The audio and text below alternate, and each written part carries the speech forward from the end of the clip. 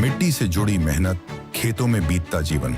किसान हर दिन सोचता है घर चलता रहे, आज भी और कल भी।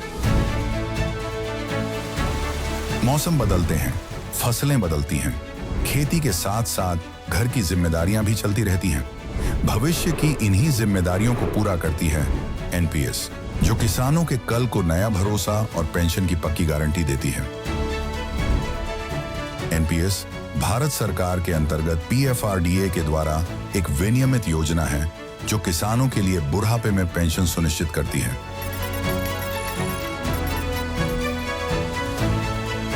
एनपीएस खाता खोलने के लिए अपने नजदीकी सीएससी से संपर्क करें या 1800-1107-08 पर कॉल करें।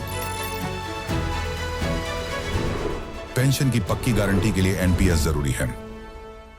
राज्यसभा ने 25 मार्च को ट्रांसजेंडर पर्सन्स अधिकारों का संरक्षण संशोधन विधेयक 2026 को वॉइस वोट से पास कर दिया है, लेकिन जैसे ही ये बिल पास हुआ, देश भर में इसका विरोध शुरू हो गया।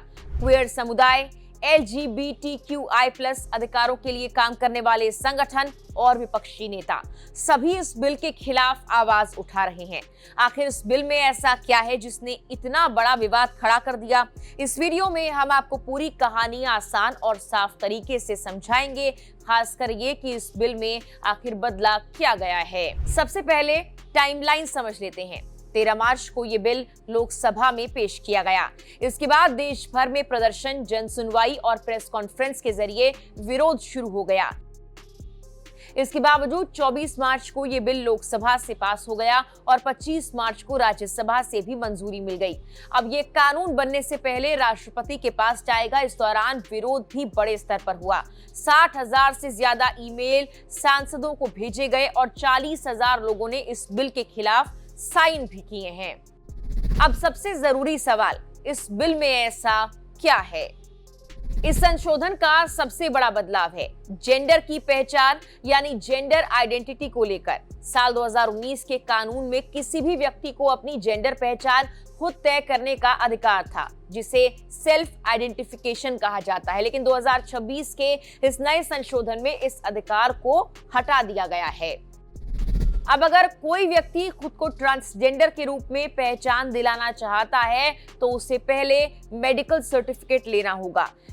ये सर्टिफिकेट मेडिकल सुपरिटेंडेंट या सीएमओ देगा। इसके बाद उस सर्टिफिकेट के साथ जिला मजिस्ट्रेट यानी डीएम के पास आवेदन करना होगा। डीएम जांच के बाद ही ट्रांसजेंडर पहचान पत्र जारी करेंगे।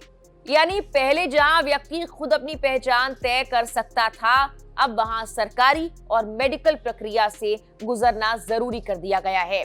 यही इस बिल का सबसे विवादित हिस्सा है। दूसरा बड़ा बदलाव ट्रांसजेंडर की परिभाषा में किया गया है। 2019 के कानून में ट्रांसजेंडर की डेफिनेशन काफी व्यापक थी। इसमें वो सभी लोग शामिल थे जो जन्म के वक्त दिए गए जेंडर से अलग पहचान रखते हैं, चाहे उन्होंने सर्जरी करवाई हो या फिर नहीं। इसमें gender queer, gender fluid, intersex और किन्नर, हिजड़ा, अरावनी, जोगता जैसे समुदाय भी शामिल थे। लेकिन नए संशोधन में इस परिभाषा को सीमित कर दिया गया है। अब इसमें मुख्य रूप से वही लोग शामिल होंगे जो पारंपरिक सामाजिक सांस्कृतिक समुदायों जैसे किन्नर, हिजड़ा आदि से जुड़े हैं या इंटरसेक्स हैं, यानी जो लोग केवल अपनी पहचान के आधार पर खुद को ट्रांसजेंडर मानते हैं, उन्हें इस परिभाषा से बाहर किया जा सकता है। तीसरा बदलाव सेल्फ आइडेंटिफिकेशन से जुड़ा प्रावधान हटाना। 2019 के कानून के अनुच्छेद 4(2) में साफ लिखा था कि हर व्यक्ति को अपनी जेंडर पहचान खुद तय करने का अधिकार है। इस संशोधन में उस हिस्से को हटाने का प्रस्ताव है। चौथा बड़ा बदलाव मेडिकल निगरानी को बढ़ाना। अब अगर कोई व्यक्ति जेंडर से जुड़ी सर्जरी कराता है तो उसकी जानकारी अस्पताल को सीधे जिला मजिस्ट्रेट को देनी होगी, यानी पूरी प्रक्रिया में सरकारी निगरानी और बढ़ा दी गई है। पांचवा मुद्दा लुभाने या प्रेरित करने से जुड़े प्रावधान।